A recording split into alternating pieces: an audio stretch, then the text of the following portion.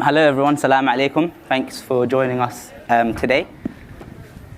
Firstly, I'll introduce myself. I'm Mohammed Abdulsalam. I'm a product manager at Government Digital Service, but today I think my role as Somali's in Tech co-founder, organizer, so working with mostly everyone here really to make things like this happen. One thing I want to mention is, if you want to join in on the conversation, Somalis in Tech, hashtag Somalis in Tech, and that way we'll be able to get the conversation going. And as you know, quite a few people wanted to come, they couldn't, so let's get the FOMO up as well. This is the agenda for today. I hope you've done the first part of the networking, and we're going into an introduction firstly about Somalis in Tech for some of those who haven't. Some of you, I'm glad to see you again, and actually in person as well. It's been quite nice. Then we'll have the panel discussion. We'll get into some questions. You'll have a chance for more networking as well.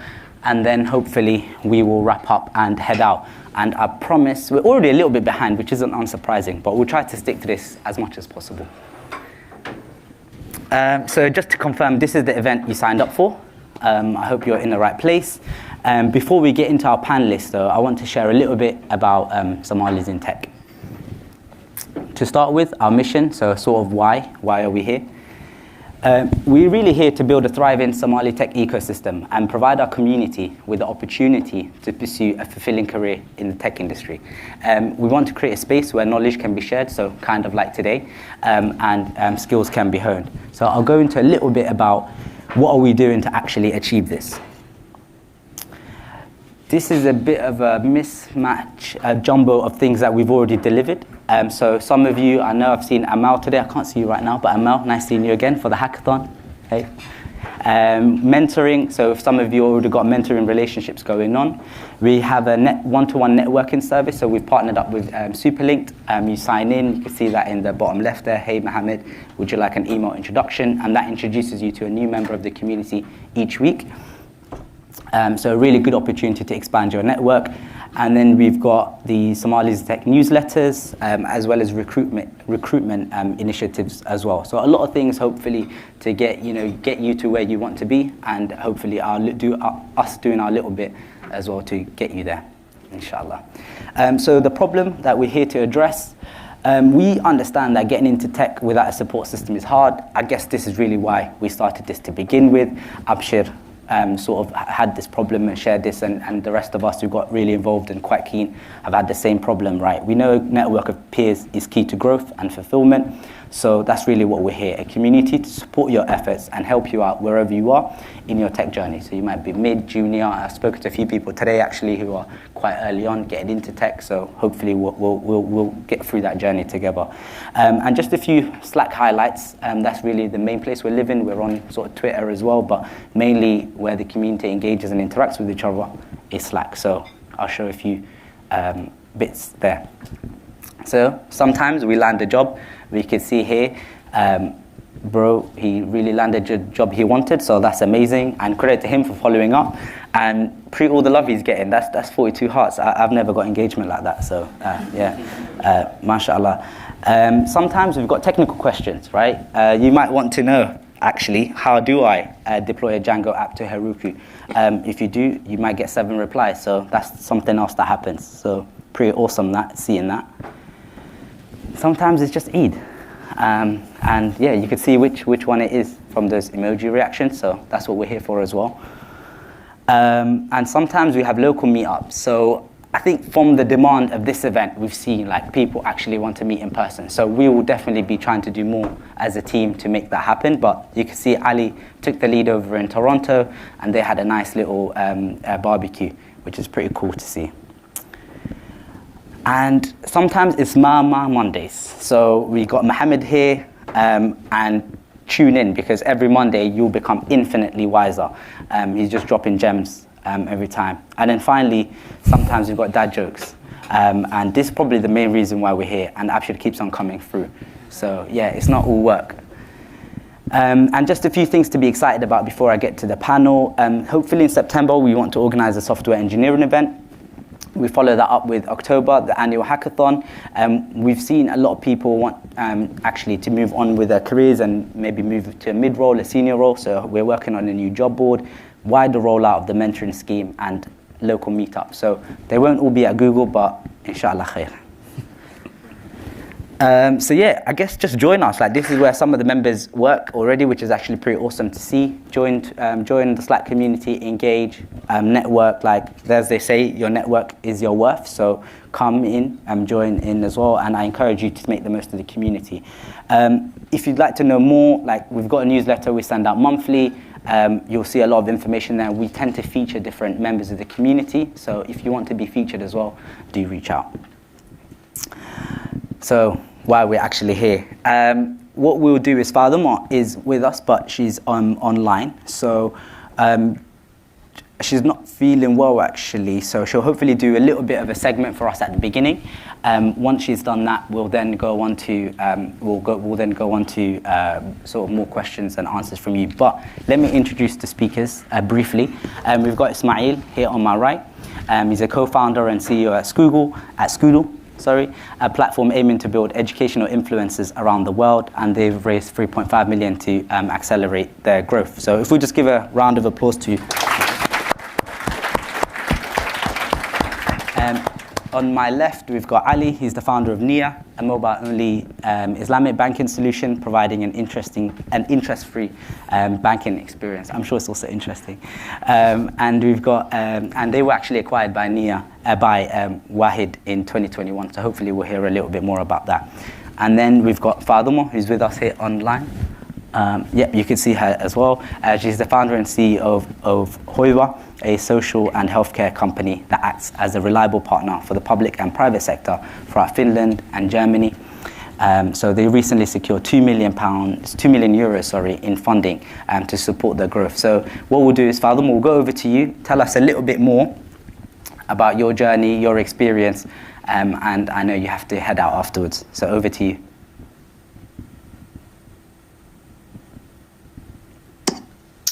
Hello. Sorry, I'm a little bit sick today. So, hello everyone. Thank you for having me. It is an honor to be here with you, even though I don't even see you at all. I'm really excited to be sharing my journey and experience with you. My name is Fadumo Ali, and I've been living in Finland for the past 32 years. I came to Finland when I was a small child. I am the only daughter in my family. I have 9 brothers, and I'm the middle child. I guess that's the main reason why I have toughness in me. I have a bachelor degree in public health nursing. Just years after I was divorced in 2017, as a newly single mother to 4 kids, I had no choice but to get up and chase my dreams. I figured out my next move. I had to rebuild myself, who I am going to be now that I had a new journey. I started to boost my self-confidence. I began to learn more about myself. I wanted to know my skills, my weaknesses, and my strengths. I observed my behaviors, and I started to be more open-minded. I wanted to be a mentally strong person and mentally independent. I knew the world can be a raw place for the nice people. I focused on building spiritual muscles. I changed my mindset from what the world has to offer me to what I can offer the world. I wanted to know what my purpose in life was and how could I add value to the world. With my public health nurse degree, I had the opportunity to help people in their most vulnerable and unexpected moments. But on the other side, it was demanding, but still it wasn't enough for me. I wanted to more from life, and I saw many problems in every workplace I worked. I began to look for opportunities, and I started a side hustle, believing running my own online business. At the same time, I also was studying for my e-commerce business and learning about marketing and selling. Within the same year, I also established a modest clothing online business named Ikhlas. I was very passionate about it, the fashion industry. These things all made me who I am and gave me skills to negotiate with people from all walks of life. I've always been passionate about helping people. I wanted to start doing live events and conferences, being in an environment of inspirational people who are experts in their fields is awesome and highly motivating.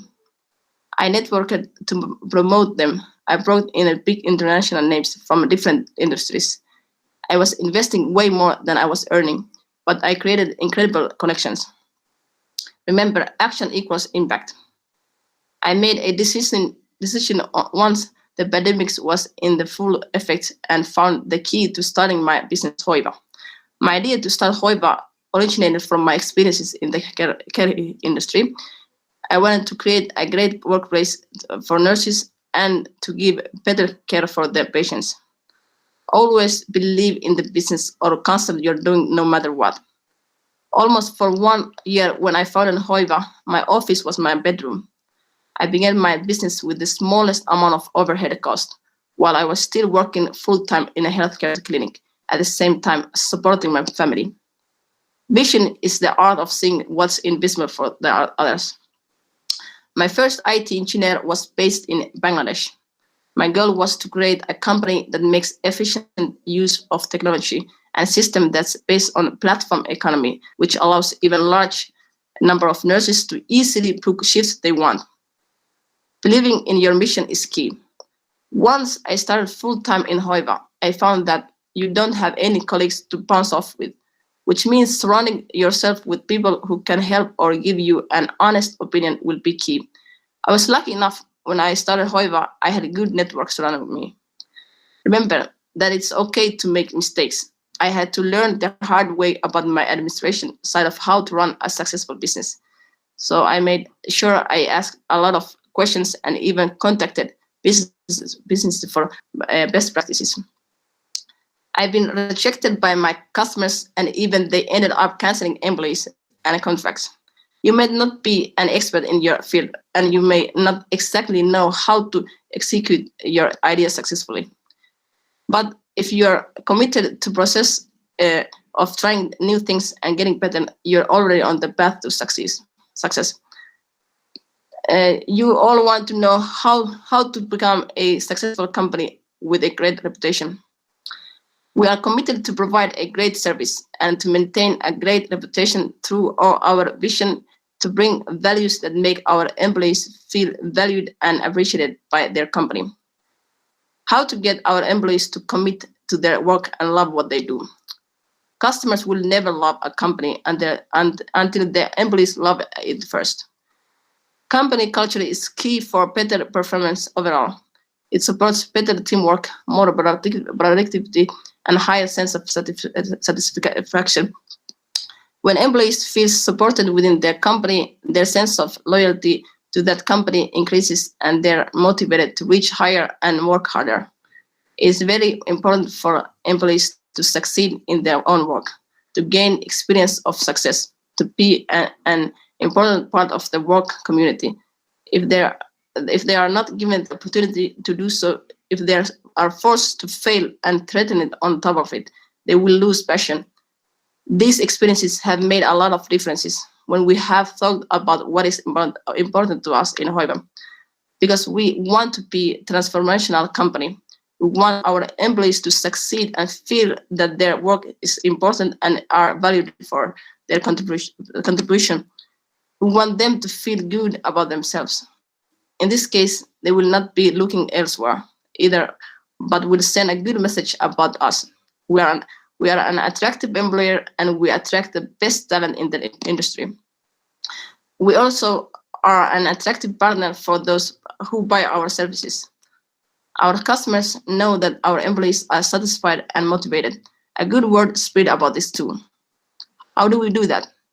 It's all based on values. There is a lot of talk about the values of the company, but if the values remain without purpose, it will be empty sentences in the company's strategy. It's all based on values that are lived through the actions and purpose of our company and of our customers. Our values are that we value our employees, we care about them, we are a reliable employer, and we pay a competitive salary. I want to share with you why all these values are so important in our company. First, what does it mean to value an employee? For us, appreciation means that we are aware of how important nurses' careers are. We know how important they play in the health and social service industry. It's reflected in the way we talk, in how we value them individually. We listen to them. We are present in a spiritual level. We are on the side of the nurses. We defend them. If critical feedback comes from the customer, we want to hear from our employees first what their point of view is about. We don't immediately give any notes. Appreciation is a comprehensive act. It's big and small gesture that count, and you can't fake it. Secondly, we care. In Hoiwa, we connect our nurses to the customers, but we also care about nurses. At no time do we leave them to their own devices. Sorry, I'm in Somali. But we want to make sure that they are treated well by customers. We know that they play a really important role in their work. In this case, they know we support them and appreciate it and value them. We communicate directly our values to the customers. We are interested in how our nurses are treated. We also communicate it directly to our employees. It's important for them to know we care about them, that they are not just a number we loan to our customers. Thirdly, we are a reliable employer and we pay a competitive salary. This last point is very important. If there is not only appreciation just in words, but it's not reflected in the salary, one might ask whether there is any appreciation at all. As you've heard, some companies do not pay nurses competitive salaries. That's why the nurses are going on strike. We pay a really competitive salary, and it makes the nurses feel rewarded. The fact that we are in a solid term caring and the thankful employer that we say we are cannot be invisible. Firstly, this reflected in the desire to work for us. The nurses call us all the time and offer their expertise. The number of our employees has risen from 400 to 2,500 in 1 year. Some of them work all the time, while others can be on our register for a year and now grab their first job that gives them flexibility to work wherever and whenever they want. Our success as an employer is also reflected in the company's figures. Numbers don't lie. In terms of revenue, from 500,000 to over 4 million in 1 year, this tells us we've done great things right. Excuse me. How to get employees to commit to their work. Put yourself in the position of an excuse me. Put yourself in the position of an employee. Don't just rely on reports only, but know the employee's everyday life and experience. I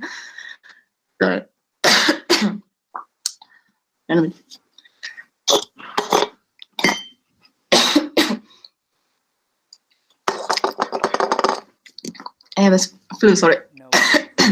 No worries, I could see. Can you hear What's me? potential? Sorry. Can you hear me? I was just going to say, I can hear you. It's quite tough for me. If you wanted to just say anything final, inshallah, we could, mashallah, I think we yeah. Are you? Yeah. Okay, let's try it. Okay, put yourself in the position of an employee. Don't just rely on reports only, but know the employee's everyday life and experiences firsthand. Observe what your retention levels are, what potentially is pushing your employees away, and what's pulling them to you. Are you giving your employees a chance to succeed? Do you thank them substantially for doing a good job? Are you defending them? Are you on their side? Do you pay them competitive salaries? Trust each other. Working together, there's a trust in everything we do. Employees are the best experts in their own work. If the management of a company or organization starts to know better than what them how they are doing, we have a problem. It doesn't make sense to hire smart people and tell them what to do. We hire smart people so they can tell us what to do. According to clinical psychologist Dr. Paul Wong, optimism is the faith or belief in a better future that provides the hope and confidence to realize it despite the uncertainty.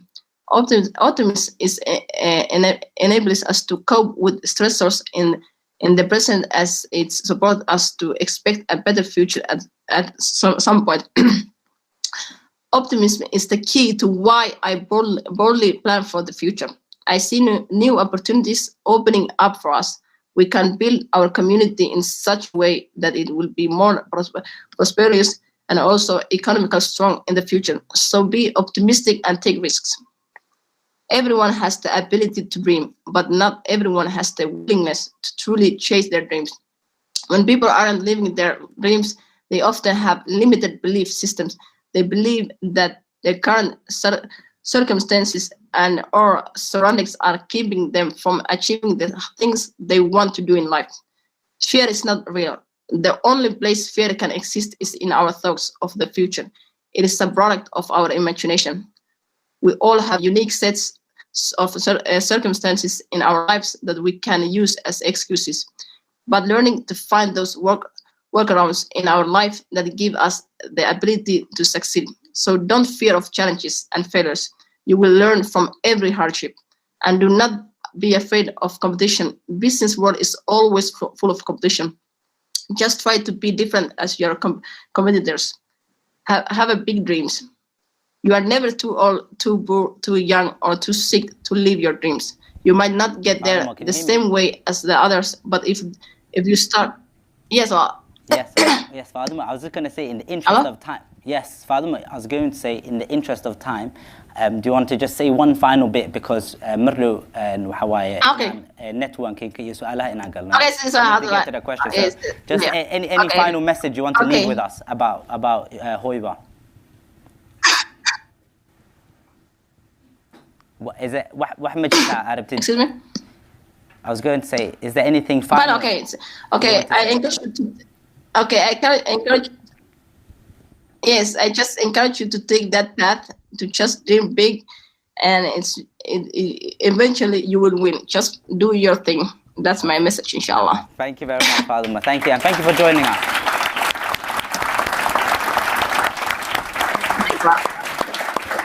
Bye-bye. Thank you very much. Okay, awesome.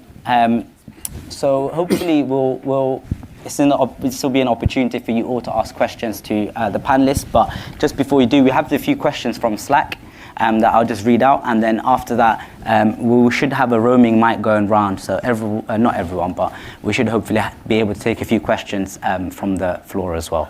So if I just go to some of the questions that we've had. We had Marian in Slack who mentioned, how did you sort of both come up with your idea? What was the motivation? So maybe Ali, if we go with you. Yeah, it's difficult to say. You got to be passionate about what you do. And for me, I've always been passionate about finance and fintech in general. The fact that money can open doors and opportunities for people. My first sort of like jump into startup was actually trying to digitalize the Hagbed industry, because there's so much money flowing in the Somali industry. Somali community is like hundreds of millions of pounds in the UK alone. They're held by our aunts in a little box. Yeah. I was like, you could digitalize that, and sort of you get credit scores and it'd be amazing. But it's like, you go to investors trying to explain that concept of trust. They're like, hold on, you don't do credit scores? No. So it's like, background checks, nothing. You just trust them? Yeah, it's like. But it started off from there. So when I came back into the UK after spending a couple of months in Singapore working on the idea, I then sort of wanted to open a bank account. I had a Monzo account at that time. It was 2016. It was really exciting. I was like, 8 minutes, I can open a current account. Really cool. And then I live in Birmingham, so I walked past Al Riyan. I was like, I wonder how that goes. I go in there, and they go like, do it online. I fill out 3 pages of like forms, and then 3 weeks later, a big form comes in the post. I was like, what? This is like, crazy, and I want to notarize it and everything else.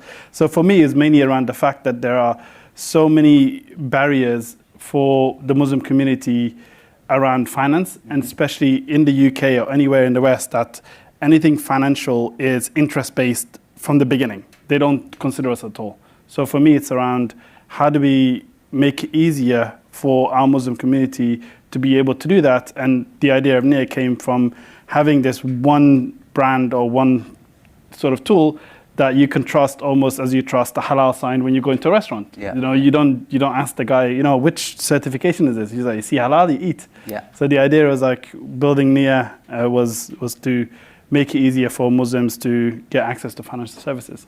No, amazing. Thank you. Same question to you, Ismail, then. Sure. So I think for me, it goes way back to university as the starting point. So I, funny enough, didn't take out a student loan, but I also didn't have like the money in the bank account to make things work. And so what I thought I could do is I thought I could teach. I worked part-time as a teacher before that. And that was about it. That's all I could do.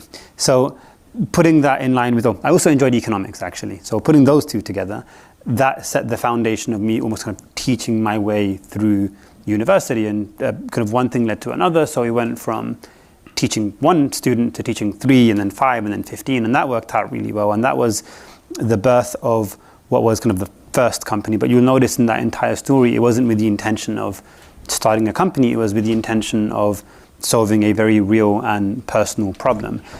The learning that came out of that, though, is how valuable the notion of teaching can be from anyone, right? It doesn't have to be like an institution or a very big brand per se. Like any one individual can offer so much value to anybody else. And that was kind of the founding ethos of our company today, which is this idea that everybody has something that they want to teach and something that they want to learn. And we want to kind of bring those two together. But it didn't start off with this big grandiose vision of how you're going to start this thing that will change the whole world. You'll get there at some point, but it really starts off with, do you have a kind of really big problem that you want to solve? Start by solving it for yourself if you can, and then go from there. And here we are. Awesome. Thank you. The next question is from Sophia, and I think it's a big question for you because you've gone and done basically built a bank. So the next question is because I'm sure a few of us in the room have been like, okay, I've got this great idea, but I might need some funding. So how did you go about funding your startup, especially something like, I'm sure there's a lot of regulations and capital required. So can you tell us a bit about that? Yeah, so that was quite an interesting journey because trying to start a bank doesn't work. And Niyah wasn't a bank. So it was in the UK, the banking license regulation changed around 2015, which meant that it opened up more banks that could be licensed. Before it was the big 5 and no one else could get a bank for almost hundreds of years. And then all of a sudden it opened up and then Manzo starting, all the others came. And then they introduced the concept of e-money license, where you got people like Revolut and the opportunity to make electronical licenses that you can get through. But they weren't as cheap as, they were cheaper than banking licenses, which are a couple of million, but they were still a couple of $100,000. So for me, going through that journey, it was okay, where am I going to get a couple of $100,000 from? It's you got to find investors. You go to speak to investors, you go tell them, hey, I've got this idea. It's the Muslim community. It's 1 billion across the world.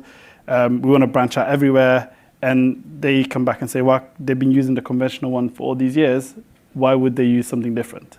And they didn't understand the concept that I had, as I was very passionate about this idea that if you show someone the same thing, they would continue to use that same thing. Same thing that Henry Ford said, if I asked people what they wanted, they would ask me for a faster horse.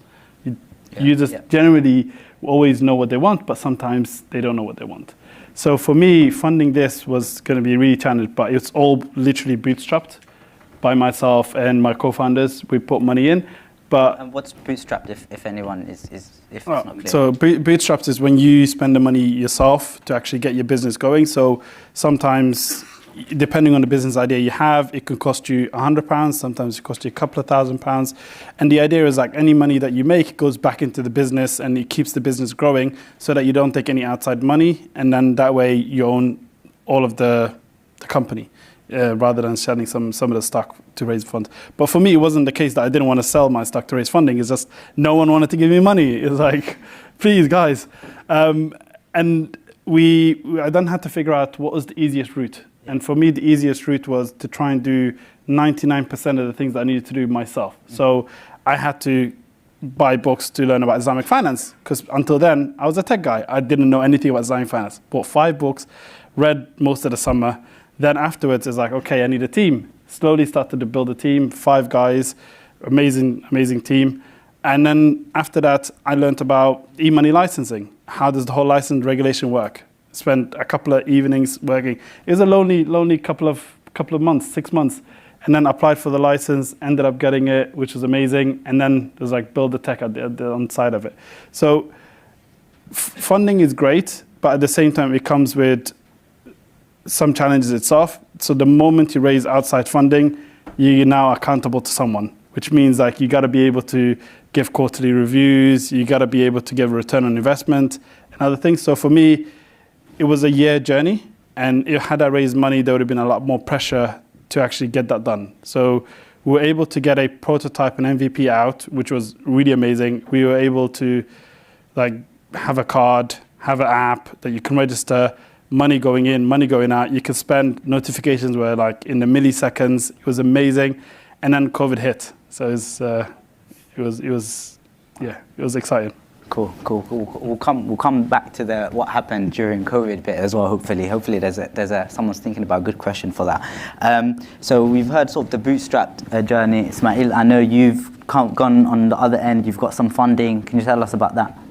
It's a bit of a cheat question because that's like a whole essay of an answer. Listen, we've got we don't have essay time. That's what it is. Just a quick show of hands.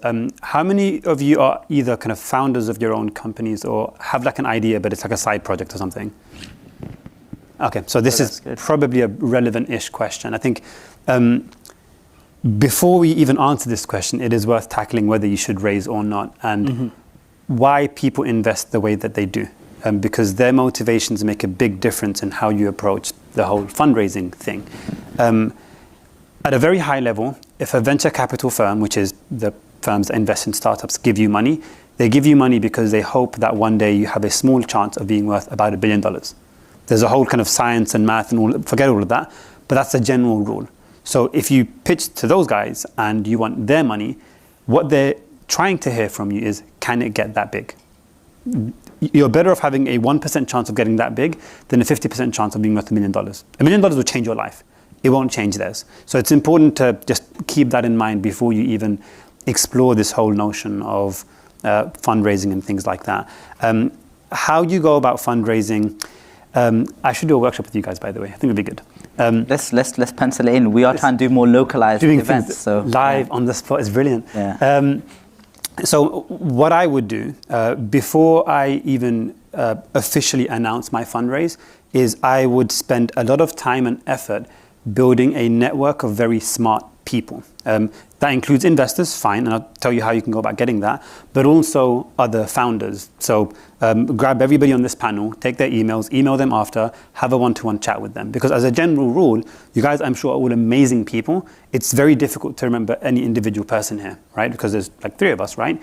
But it's much easier to remember you if you have a one-to-one chat. So your job, and most of you won't do this, by the way, but you should.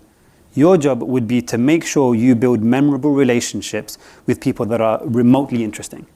Do that 20, 30, 40, 50 times over, and you now have 50, hopefully smart people that can at least make 1 or 2 useful introductions.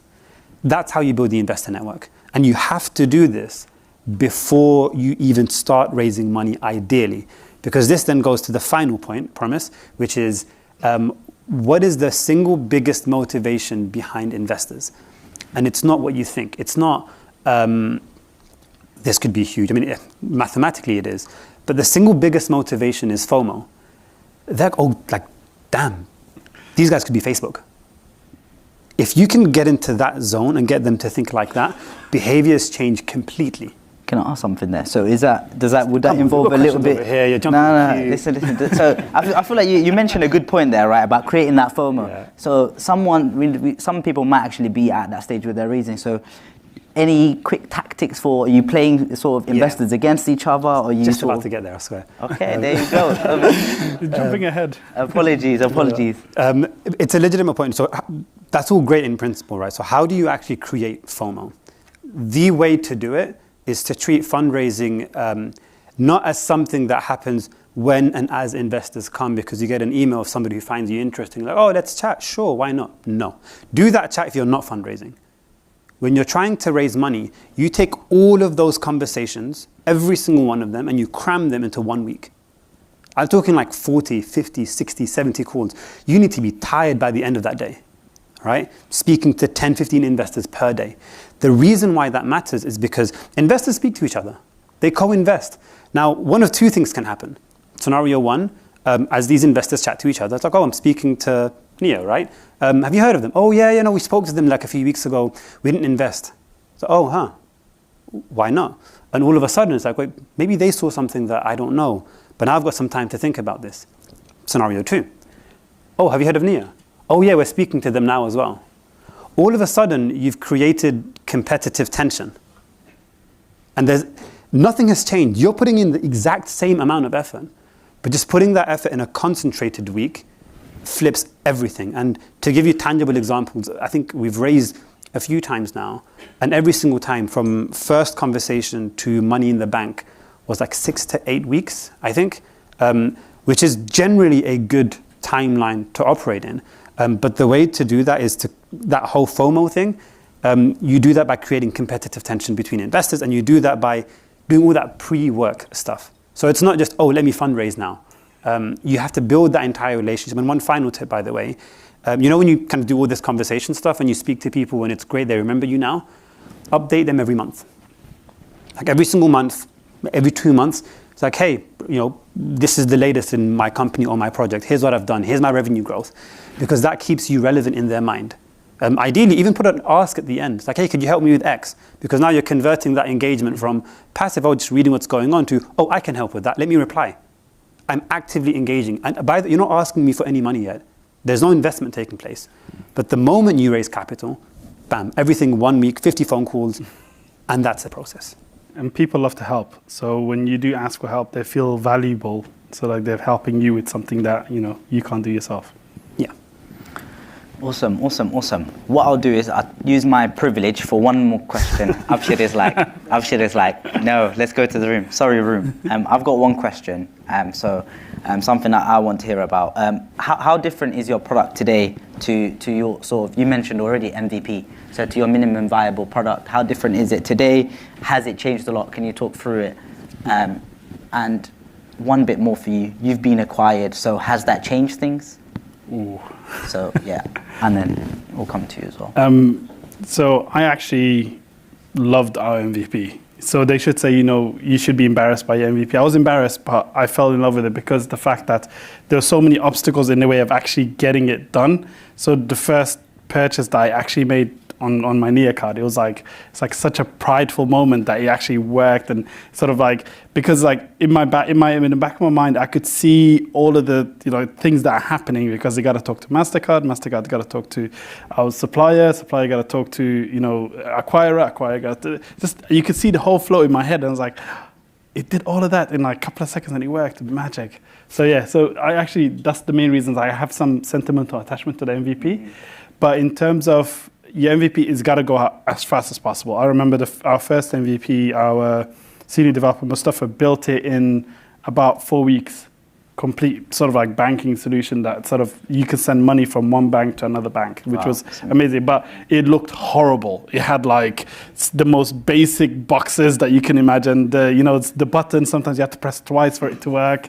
Sometimes you could press it 3 times and it would send 3 times the amount. It was horrible. But it's just the fact that the back end worked, and I was like, then you sort of like layer it in to make it better. So never think about beauty. Beauty, if you're going for a consumer product, have a separate discussion about beauty. So separate the two. So like you want to make it very user-friendly, very easy, very nice, but that's a whole different conversation, because you got to do user testing, you got to go through multiple interview cycles with users to see whether they like it. But focus on function first. Make sure that the thing works, and then make it beautiful. Because the moment you try to merge the two together, what happens is you get stuck far too long on the sort of like making it look nice rather than making it functional. And you might add features that users don't want. So then it's like, now you built all this time and you spend all of this money on building something that people don't actually want. So try and be as small as possible. So for me, our MVP was very focused. It was on a banking product. You sign up, you get a current account, you get a debit card, and we track your spending. Yeah. Now, since we got acquired, we're part of a larger company that's, valued a couple of 100 million, and it's sort of like a couple of 100 employees. And we're now merging our product, which is a banking product, to now an investment product, which is the company that acquired us. So now you've got to consider all of the functionality that their app has, the things that weren't working right, and then how do you merge that in? Where does the customer, start one journey and then the other journey? How does that go together? So we're still sort of finalizing the kinks, but it's a really exciting journey because I went from building something that was completely, mine and my team's that we're like very proud of, to now sort of like, how do I say, deconstructing it and picking out the best things that we like about it and merging it into something different, which it's beautiful in its own right. Yeah, cool. Awesome. So the same question to you, but with a little twist. So we're talking about just sort of your product, but anything else changed? Different direction? Anything else you want to mention there?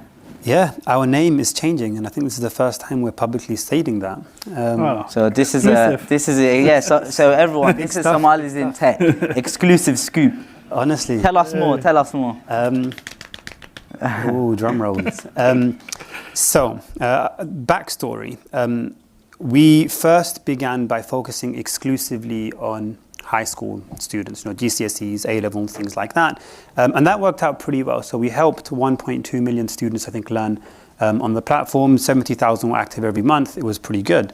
But if you go back to that kind of vision piece, which is this idea that everybody has something that they want to learn and something that they can teach, that's obviously beyond school. I'm sure you wish you learned finance as a kid, right? Don't we all? How do you buy a house these days? Things like that. And so with that vision in mind, it could never actually exist exclusively within the world of just school. We had to really facilitate teaching and learning of all types and of all ages. And so on a product shift level, we've actually moved away from the K-12 GCSE A-level experience and more towards adult learning. And so we have creators now as instructors on the platform. They're teaching things like finance or photography. And it's really cool because some of them are now earning full-time salaries by just teaching things online. And there's an entire ecosystem that exists to make the teaching experience much, much, much easier. A whole bunch of email marketing pieces and behind the scenes work such that the creator just turns up on the day, teaches, and we do everything else that isn't that piece. And then in line with the name change. So anybody a lawyer here? Yeah, we've got a couple people, yeah. I don't like you. No, I joke. So one thing with a product that is inherently international, so the previous product was focused mostly on the UK, and it had a certain set of challenges with expanding, right? Because the curriculum is different abroad.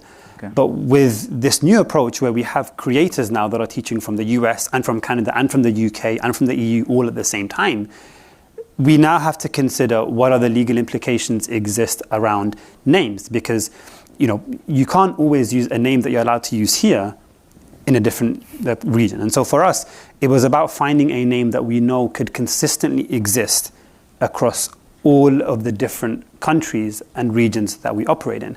And so this is official breaking news that we're renaming Scoodle to LiveLink.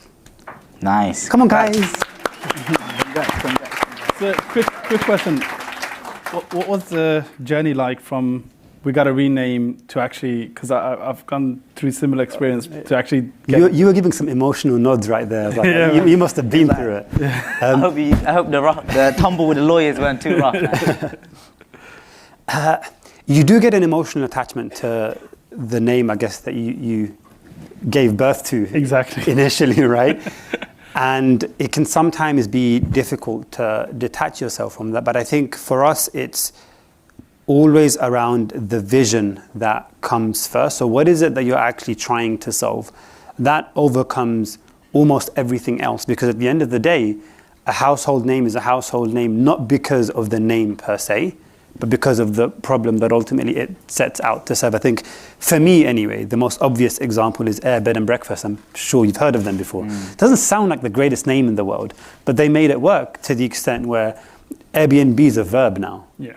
right? So the name itself isn't the make or break of the vision or the kind of problem that you're trying to solve. It's really what type of product do you want to exist? How can you add value to the world? And whatever is named after that ultimately gets remembered. True. Similar to Google, which is why no one should spend too long on names. Pick one. And just run with it. Yeah. Change it later. Awesome. Yeah, hopefully the lawyers won't come for you. All right. Finally, we'll go to the room. So if we take maybe 2 questions, if you could please say your name and then what you do. As Ismail mentioned, we all want to be memorable, so hopefully we can follow the conversations up from there. So we've got Abshir and Marian with the mic, so if you just raise your hand, they'll come to you. We'll take 2 questions to start with. Yeah, if you start with you. Hi, I'm Adnan. I'm a fintech VC, Hey, Adnan. a private equity company. My question is actually around customer segments. I know for me as a VC, we're focusing mainly on B2B. So as B2C companies, how did you sort of get investors interested, and what advice do you have to aspiring founders who are sort of targeting this segment? Awesome. And then, did you have another question? We'll take 2. And we've got a second question over there. Hi everyone, my name is Abdulrahman. I work in IT service management. I wanted to ask, who did you guys go to in your lives when you needed advice and you needed like consultation? Because I know that it's quite lonely in the startup space. Okay, perfect. So either of you want to take the first question? Go ahead. I'm trying to make sure I understood it properly. Was your question about how we did customer segmentation, or was your question about how we attracted investors? A bit of both. Okay. I mean, you know, you have higher unit economics being a B2C company, but like how you navigated acquiring customers and like making that digestible for investors who are typically looking at B2B SaaS. Sure. Well, one of the big things is that not all VCs are the same. So the VCs that exclusively focus on B2B SaaS. B2B SaaS, by the way, is like a Slack type of company or something like that, where they just sell to other businesses. Some firms that are exclusively focused on that, we wouldn't have conversations with because they're not directly in our space. But then there are some that do both, right? And the way that we think about customer segmentation. So the first is assume that the investors know way less about the market and the business than you do. So never speak about things with a level of complexity that isn't necessary. In our case, we do our segmentation based on power users ultimately, because not all users are the same, but who is it that really loves this thing? Like who's coming back every day, twice a day, 5 times a day? Like, for example, we have a creator now that's teaching finance on the platform. I know that this happened, but she drove an hour to another office which has a better internet connection to be able to facilitate teaching on the platform. Now that's the kind of user that we would build for and go to the ends of the earth for, because it's more of that we want. And you just extrapolate that over time, and then you can actually start to say, look, here's our general usage metrics, is 1,000 users. We know off the bat that of these 1,000 users, half of them are going to come back every single month, or 2/3 are going to come back every single month. But it doesn't start off that way. You start off by identifying the power users, and then you build around them, I think. I'm not sure if you have any other thoughts on that. No, I completely agree. It's got to be the kind of users that keep coming back, that any issues that they have, they're also quite vocal about it. So try and have conversations with them. So as a sort of like the product manager in me, it always says like have one day out to try and speak to as many customers as possible to try and figure out how they're getting on. What's stopping you from using our app? How is it not going well? It's like, what can I do to be better for you to make your life easier? So it's always about those power users that have problems. At Niyah, we didn't necessarily have that challenge because, again, we got acquired just before we launched. It's like we were aiming to launch in 3 months' time, and then sort of like Wahid knocked on our door, like, hey guys, we're excited about you guys. What do you think? Let's talk. So we don't have to put that down and see where that went. So we didn't actually launch, so we weren't able to get to that perspective, but we were able to extrapolate using our beta users. So we had 30 friends and families that were using the sort of like the alpha app, and even though sort of like they don't really pass the mum test because they're like friends and family, and the mum test is like, if you ever have an idea, don't ask anyone that's very close to you what they think about your idea, because they're always going to say it's great because they don't want to hurt your feelings. Absolutely. So, Absolutely. Hoy is going to be like, that's amazing.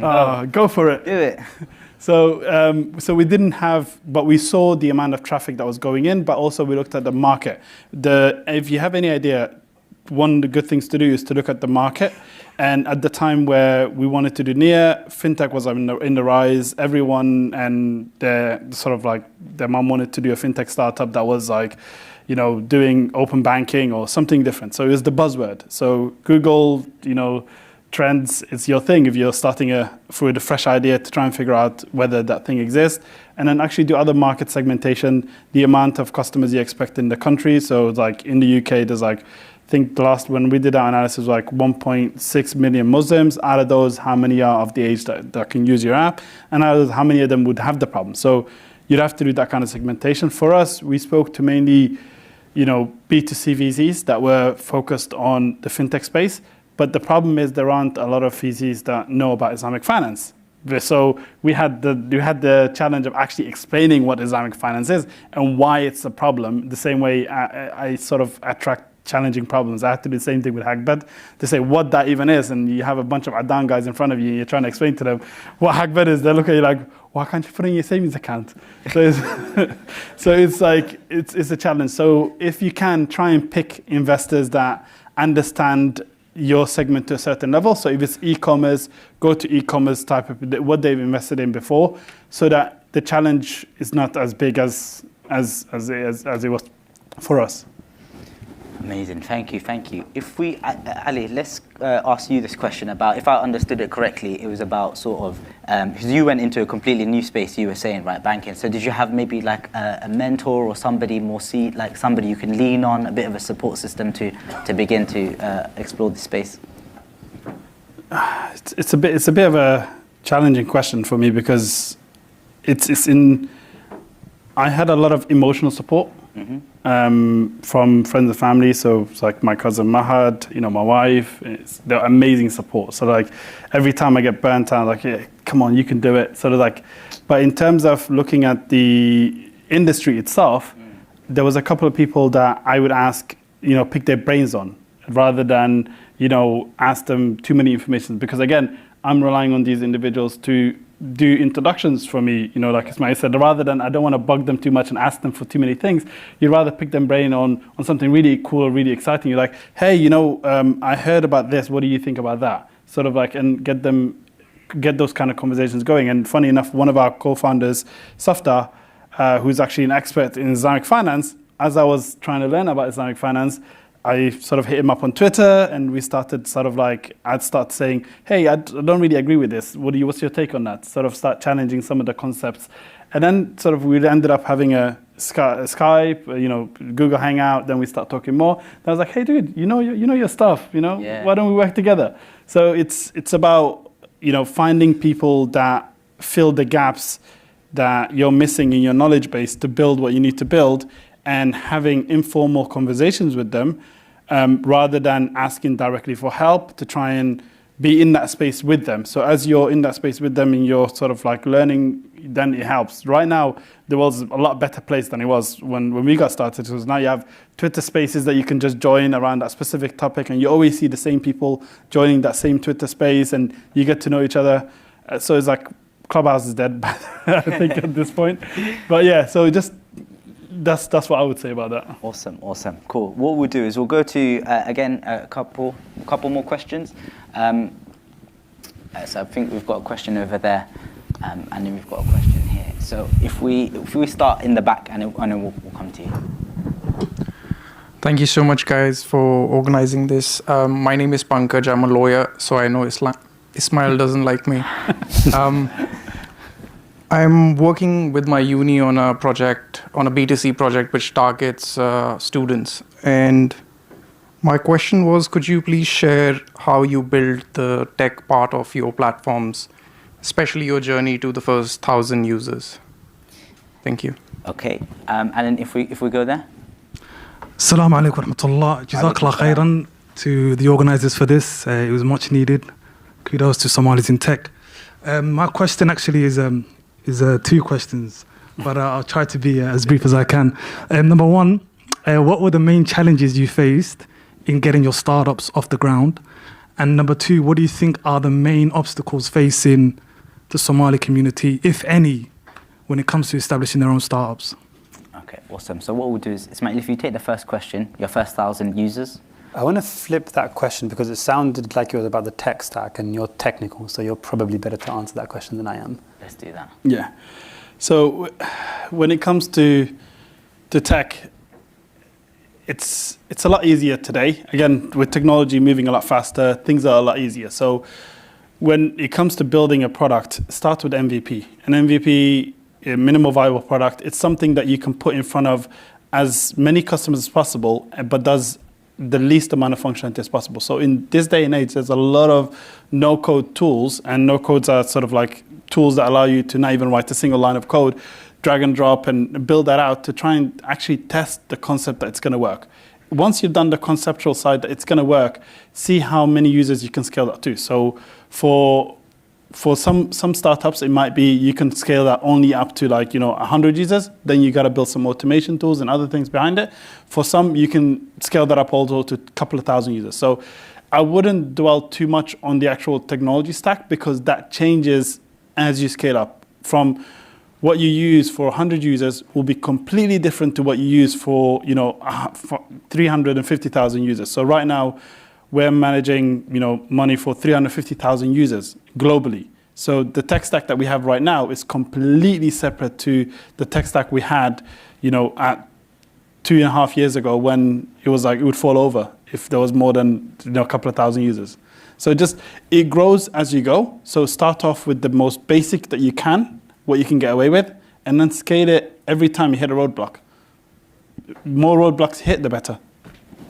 Awesome. So yeah, MVP, don't get too attached. No code tools. I think a bit of a plug actually in our newsletter. We've got Idrus in the room, but in the newsletter drop in the next few days, it's actually about no code tools. Yeah. So Idrus built a job board using that. So yeah, definitely look into that. Somalis in Tech, substack.com. Ismail, if you want to go to you about the sort of main challenges you might face as a startup founder. What are the main challenges? There's the story or the expectation of what you perceive success to look like. I think if you're in the startup space, you're probably reading a bunch of TechCrunch and maybe you've watched your fair share of Silicon Valley, things like that. That was a good show. It was very good. But sad it ended. the reality is in 99% of the cases quite different. So there's the expectation of exponential growth like this, right? Where everything just works and it picks up and you keep coming up with these genius ideas like the Steve Jobs moment. It's like, I'm going to introduce this, and then you do it and then the world goes crazy and it's fantastic, and then the reality is nothing like that. Because what actually happens is you put it out to the world and you don't actually have the influx of users that you thought, or the adoption isn't quite where you wanted it to be. And that point, I think, requires a lot of, I don't know what the word is, like almost emotional control and persistence and perseverance to see it through. Yeah. So I think what can probably help with that, and maybe you can share to some degree on this, but a co-founder helps, because being a solo founder can be a very lonely place. So sometimes people think it's about technical competencies and matching skill sets, which it definitely is. Mm-hmm. But there's a big component of it, which is just working with somebody. And kind of being on that journey, I think together makes a pretty big difference. And I think the second part of your question, it kind of relates to this, which is, what's the biggest challenge that I think exists? I think it's actual risk tolerance versus perceived risk tolerance, which is a very long sentence for no reason. What I mean by that is you are actually capable of taking far bigger risks at the stages that you are in your life right now than I think you are. But that's often a product of, I guess, how we all kind of grew up, which is life is about security and safety and putting a roof over your head, because that was paramount and top struggle for the previous generation. And I'm sure a lot of that has trickled through into our lives. And so for a lot of people that are thinking, should I, shouldn't I? Actually, no, it's too risky, or can I leave my job? It's paying quite well. Like, these are genuine thoughts that people go through. I'd probably say that no matter what stage you're at in life, it's only going to get more difficult to take that leap as you get older anyway. Mm-hmm. So it's never going to get any easier, you know. So the question is, if right now it's the easiest it's going to be for me, you know, put the two together. Like, what's the worst that can happen? It doesn't work out, and you go and get a job after. It might take a few months, and that's fine. But I think it's really the challenge now is people just taking that extra step to give whatever it is that they're passionate about at least a chance, whether it works out or not. Do you want to briefly say something on the co-founders bit, like being part of a team? Yeah, it definitely helps. Being a solo founder, it's kind of like a lonely thing. I did it at the start of Niyah for the first 6 months when I was conceptualizing the idea. So at that time, I had no one to bounce ideas on. It was all just me, books, internet, just Google. So, mind you, we're in Google right now. But then afterwards, slowly, as I mentioned, one of my close friends, actually Abdulkadir Ali, joined me as a co-founder because at that time, being a fintech startup, I didn't have the opportunity to focus on the tech side. So he started looking at the architectural and other bits, and I focused mainly on the finance and sort of like the solution that we're actually going to get out to customers and what our customers look like, and going out there speaking to VCs and just learning more about the market itself. So it gave me sort of like a mental space of focusing on my thing while Abdulkadir focused on the other thing. And then when Safdar joined, I then didn't have to focus on Islamic finance. So that sort of like one other bit that I had on went to him. And then sort of like when Abdulkadir was there, Mustafa and Yaqub joined him, and then he sort of like gave the bits of the tech to them. So the idea is like having a co-founder doesn't necessarily, put a burden on you, but it sort of relieves you from the things that you're working on. And most VCs actually invest in startups that have co-founders that work together because they know there's more success of things being successful, so that because there's two people rather than one person and all the burdens being on one head. So for me, it helps, but it also depends on what your idea is. If your idea, you can do it on your own, and you actually don't need a co-founder, you can do through no code, you can run an agency by yourself, then don't get a co-founder, because most likely, unless you're really comfortable with the person, there are higher chances that you fall out and one of you will leave the idea. It might end up being you, the person who came up with the idea, which is not nice. So just think of whether you need someone, and if you do, try and find someone that you work really closely with and you actually like. Because you're going to have to see this person every day. It's almost like a marriage. You see this person every day. Sometimes you see them more than the person you're dating or you're married to, because you're with them from morning to night. Amazing. Okay, cool. We've got literally 11 minutes left. I'm getting a few messages that we need to wrap up, but I think we need to ask at least one more question. So do we have one final question to wrap it up? Marian? It's a lot of pressure for someone. Assalamu alaikum wa rahmatullahi wa barakatuh. My name is Saeed. I work in data science. Thank you guys for making the time. My question is, now that you've been acquired, how does one know when to sell, and even if to sell, if it's the right decision, that kind of thing? Thank you. Okay, I guess that was for me. What gave it away? I was hoping it would be one for you, last one. But yeah, it's a challenge because you get a sense of attachment to the thing that you built. So you spent, good amount of your life, I'll say a year, but that year felt like literally, 10 years, because I wouldn't go out on the weekends. I'd spend every waking hour that I had outside of my actual job on this. So it's like I built this out from the ground up all the way to being something that actually it's functional, it's working, we're about to go live.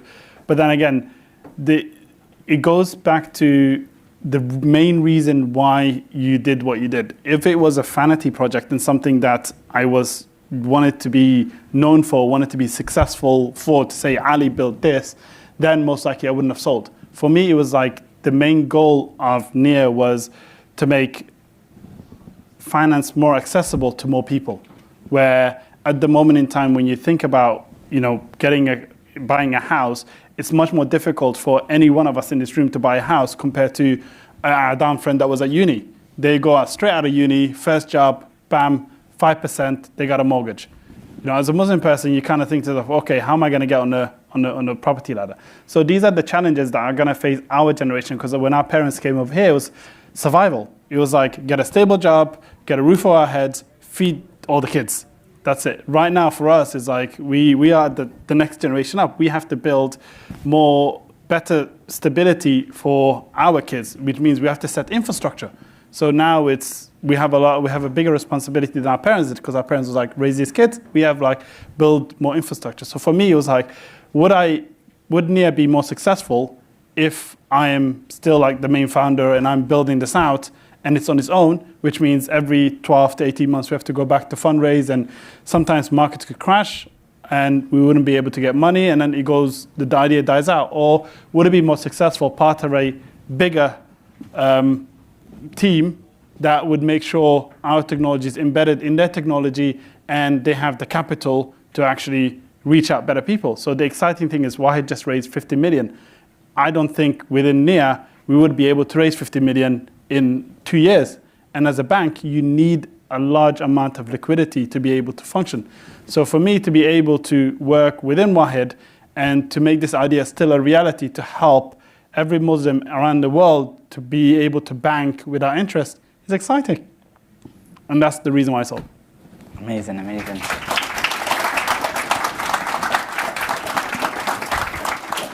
Okay, that's definitely, I'm glad we squeezed that one in. That's definitely a great one to wrap it up on. Firstly, thank you very much to Ismail. Thank you very much to Ali. Just quick round of applause. Thank you for inviting us. No, it's been a pleasure. Fadumo as well. I want to say a quick shout out to Hafid, who introduced me to Rabina, who made all of this happen. Thank you as well. On that note, what we'll do is we have to be out of here in rapid time. Things ran, on a little bit as they tend to do.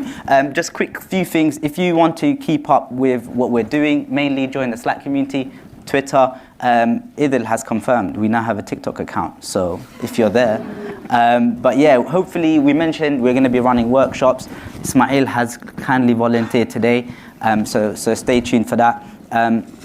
I mentioned there's newsletter already, and if you have any feedback, mention it on Slack. And yeah, so what we're going to do is we're going to go outside. Yeah, so swiftly we're going to leave the building because the team have places to go, families to see. And thank you to the whole team for organizing, and you all for actually turning up as well.